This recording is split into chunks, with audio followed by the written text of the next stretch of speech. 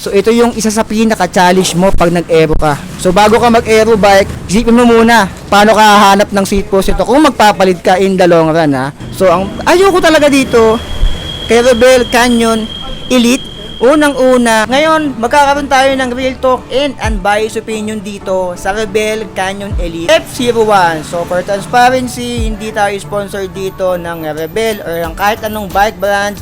Sasabihin ko dito kung ano lang yung aking sariling opinion dito as a content creator ng mga vlog. Sa dami ko nang na-bike check, sasabihin ko sa inyo kung ano yung mga napansin ko dito, kung ano ayoko, kung ano yung gusto ko dito. So like, comment, share, and subscribe. Magiging masaya to. Let's go! Alright, so bago tayo magkaroon ng real talk dito, isang mabilisang bike check. So meron na akong bike check ito, ilang beses ko na na-content to. So sa mga di pa nakakalam ng specs nito, para sa inyo, i-quick bike check natin tong si Rebel Canyon Elite F01. So yung frame nito ay pa-aero type, yung kanyang geometry, alloy 6061. So yung frame nito ay pa-aero type. Alam niyo na pag pa-aero, mahaba talaga yung kanyang top tube dito, yung effective top tube. So yung effective top tube nito ay medyo mahaba, 56 cm yan. So 56 cm, and yung size naman nito ay 48. So yung size niyan ay medium. Yung kinis niya, makinis na yan. Sa kanyang down tube, head tube, sa seat tube ay makinis na rin. Cable routing, naka full internal FDR sa down tube. Sa top tube naman, nandito yung kanyang brake cable papunta sa likod. So yung head tube nito, hindi siya tapered, naka straight lang. Ito yung logo ng Rebel. So yung lagay natin ng ulam, meron sa kanyang down tube, sa seat tube ay wala. Pero dapat nilagay nila dito parang kulang pa. Ayan, kasi medyo malawang pa naman yan. So hindi pa sasabit yan. So ayan, yun lang yung unang napansin ko dun. Yung FD ay naka sensor reflex na rin to. So hindi ito naka-clamp on. Ito yung naka-brace on na rin dito. Yung kanyang crankset 50-34 Halotech may Lagos papunta sa Modunala Eugene 170mm so lane. So ito yung nakikita ko sa mga nababike kong road bike dati pa. So yung kanyang stock na chain ay hindi ko makita yung mismong brand. So yung kanyang ID ay Sensa Reflex. Sprocket naman ito 28 teeth. Ito ay thread type pa. Hindi pa ito nakakasit. Kitang-kita nyo dyan sa ilalim. Makikita nyo dyan yung pagka-thread type nya. So 28 teeth yung pinakamalaki nito. And yung hubs nya ay bakal pa and ball bearing para makita nyo maigi. So para makita nyo maigi na bakal pa yan, tingnan nyo, dumikit yung ating magnet doon. So bakal yung kanyang hubs and ball bearing pa yan. So yung kanyang spokes, ayan, kita-kita nyo stainless steel for 8, 12, 16, 20, 24, 28 yung sa unahan, double wall alloy yung kanyang rim. Yung gulong ay Kadeen Race, Ragusa Kadeen Race 700 by 25C. Ito yung 25C. Ayan, so medyo maluwang-luwang pa naman yan, pa-aero type naman to, and meron siya ditong lagayan ng caliper. Kung gusto nyo gawing rim brake to, may parang ano naman dito, parang brake line, pero duda ako medyo maliit yung pagkaka-brake line nila dito. So parang hindi siya literal na brake line. So sa likod, naka IS mount of international standard, yung ganitong mount na 160mm rotor, 6 bolts, and naka QR or quick release yung wheel set sa likod.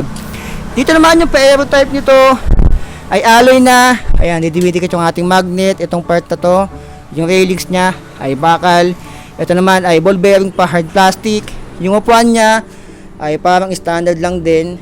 Ayan, wala siyang parang nasa 150 to 200 pesos. Nakita ko sa Shopee yung ganyan. Yung fork nya ay alloy na. Ayan. So kita-kita nya, didikit yung ating magnet. Ito ay alloy na. So yung wheel sa unahan, same lagi sa likod, 28 yung spokes ito, double wall alloy yung ring, parang brake line pa rin dito. Yung gulong Ragusa Kadeen Race 700 by 25C, naka shredder valve din to. Yung hub sa unahan, bakal din yan, and ball bearing pa. Yan natin. Naka QR na rin siya dito, 160mm rotor, 6 bolts, and yung kanyang head tube ay straight lang. Pwede kayo maglagay ng caliper dito o rim brake kung gusto nyo gawing rim brake si Rebel Canyon. Ito naman ay 80mm Alloy na rin yan, pero hindi ko gusto yung itsura nito. Parang standard lang din talaga siya. And yung kanyang headset ay ball bearing pa. Ito naman 420mm. And alloy na yung kanyang drop bar. And yung kanyang brake and shifter ay nakasensa reflex. So kunin muna natin yung timbang ni Rebel Canyon Elite. Baka tayo magbigay dito ng unbiased and real talk. Okay, timbangan natin si Rebel Canyon Elite F01. So ayan, 3, 2, 1, isang buhat lang to. Ayan. Okay. So ayan, around 13 kg. Ayan, so around 13 kg lang siya. Ito yung 15, ito yung 14. Punta na tayo sa real talk and anong bias opinion dito kay Rebel Canyon Elite. So yung presyo nito ay hindi masyadong nagkakalayo kay PR40 na Pro Max. So yung cash nyon kasi ay around 10,000 pesos or 10,500 yata yun. Ito ay 10,799.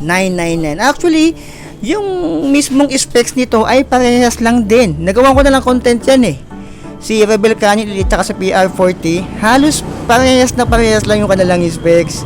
So ang ayoko talaga dito kay Rebel Canyon Elite, unang-una, yung kanilang sprocket dito ay nakasign sa reflex na, pero thread type pa yan. Ayan. So yan yung unang-unang ayoko dyan. And pangalawa, sana ginawa na lang nila tong Sensa Ignite. So dagdag 1 speed para maging cassette type na rin to. So sa ngayon kasi medyo madami kang i-upgrade dito. Siguro ang pinapogi lang talaga nito ay ito. Ayan, kaya maganda siya tignan kasi nga naka-halotic siya dito. May lago sa pamunta sa mundo nila Eugene and Solane yung ginamit dito. So maganda siya dito sa part na to.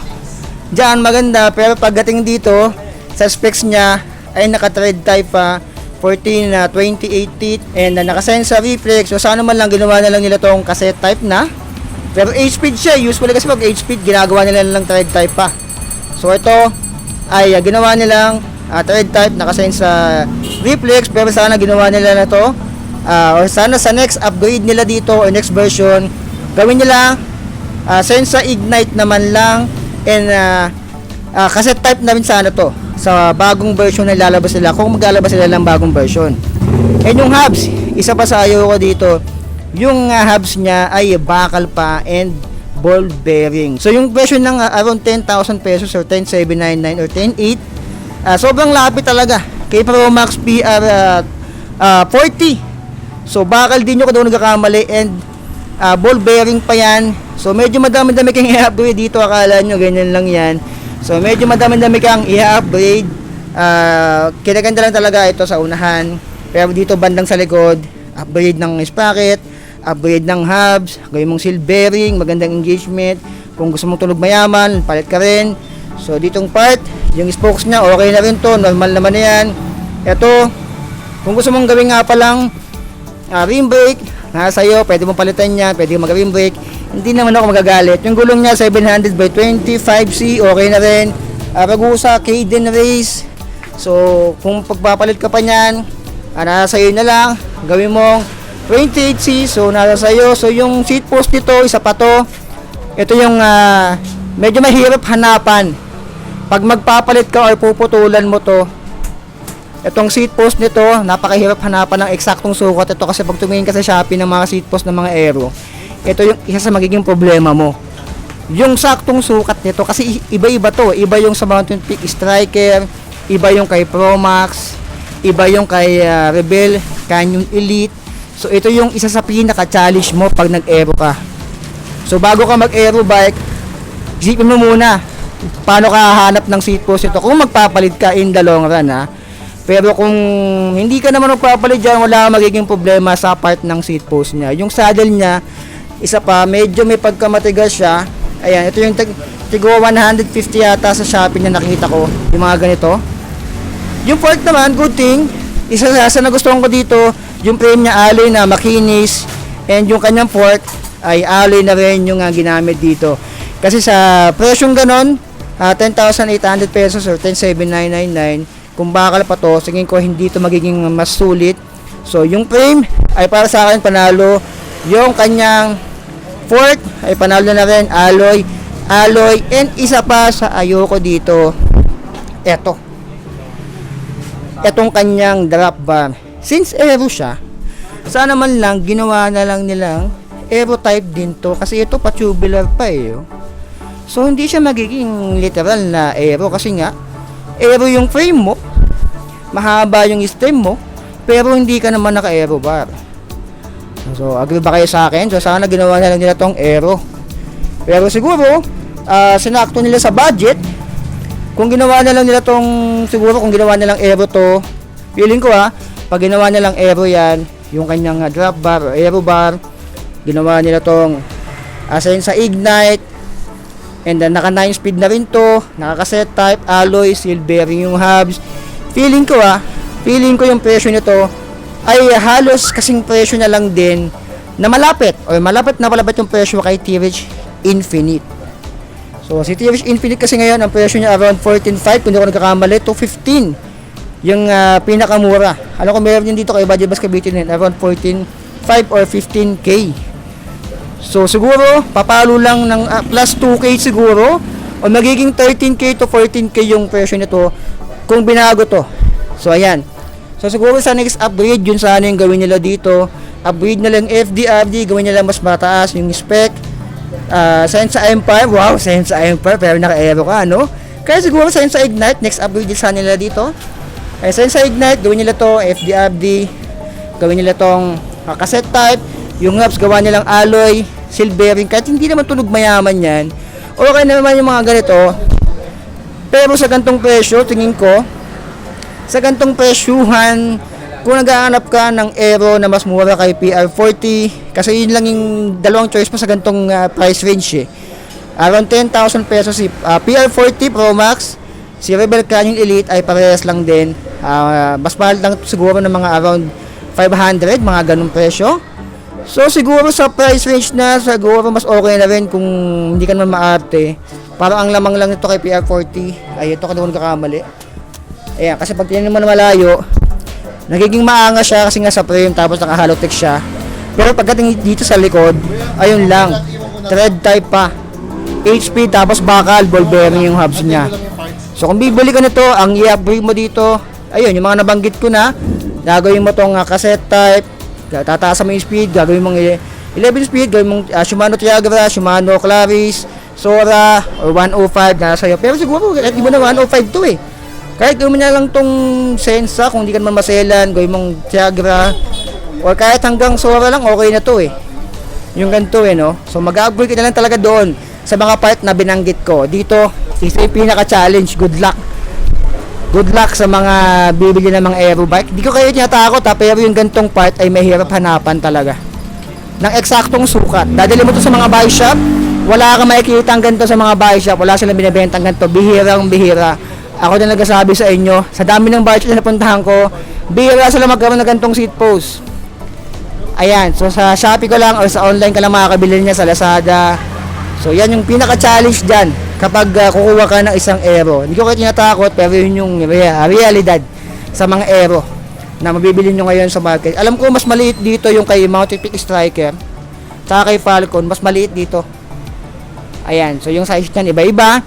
So yun lang yung ating content dito sa Real Talk and Unbiased Opinion kay Rebel Canyon Elite. So sana sa next version, yung mga nabanggit ko dito na ayoko sana gawin nila yun.